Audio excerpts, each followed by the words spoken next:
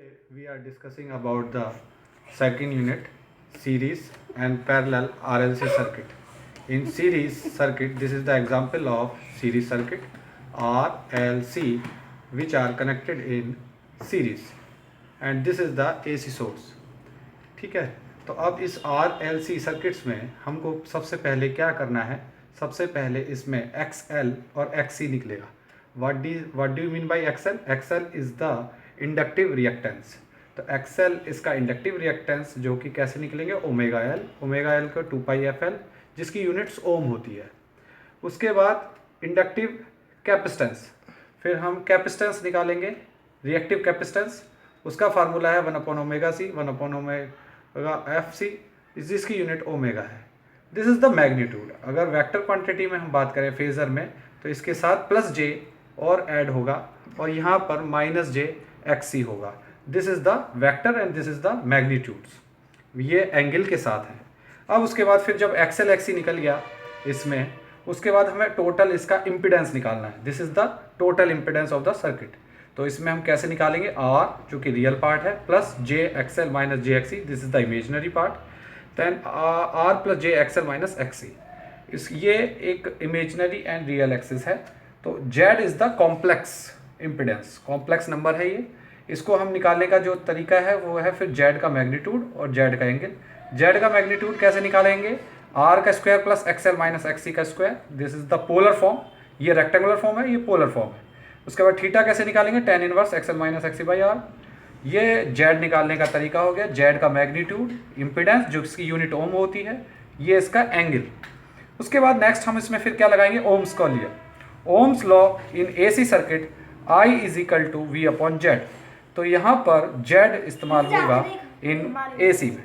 अब उसके बाद फिर हम उसमें नेक्स्ट हम क्या करेंगे? Total power consumed by circuit. इस सर्किट में कितनी पावर कंज्यूम हो रही है उसका फार्मूला है VI cos phi. इसकी यूनिट वाट होती है. या दूसरा फार्मूला भी आप लगा सकते हो I स्क्वायर R, जो क्योंकि पावर जो कंज्यूम हो रही है वो रेजिस्टेंस ही कंज्यूम कर रहा है.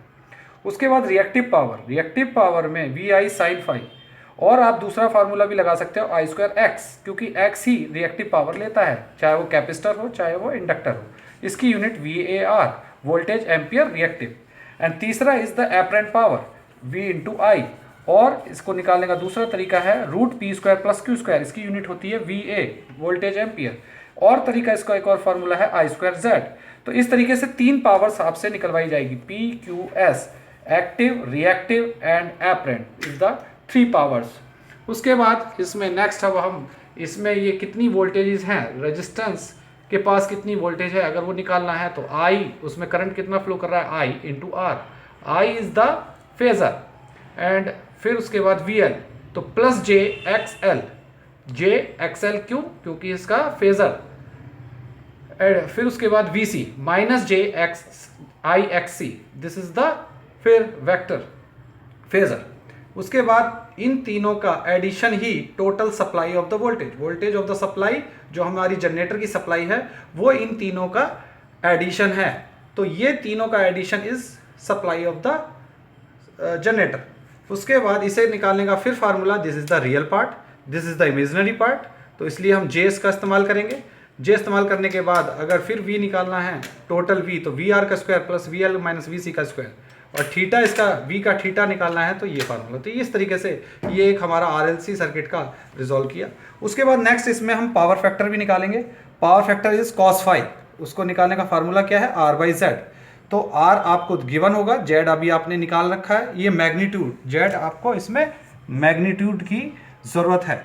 उसके बाद थीटा आप निकाल सकते हैं दूसरे तरीके से भी. जो हमारा Z के साथ जो एंगल आया वही थीटा होता है, तो ये थीटा आप यहाँ से भी ले सकते हैं. थीटा निकालने का तरीका एक और है. वोल्टेज और करंट के बीच का जो एंगल है वो थीटा होता है, तो आप वोल्टेज और करंट के बीच के एंगल से भी आप थीटा निकाल सकते हैं. और पावर फैक्टर निकालने का एक और फार्मूला है जो आप इस्तेमाल कर सकते हैं, active power divided by apparent power. इन सभी फार्मूले से आप पावर फैक्टर निकाल सकते हैं. Thank you.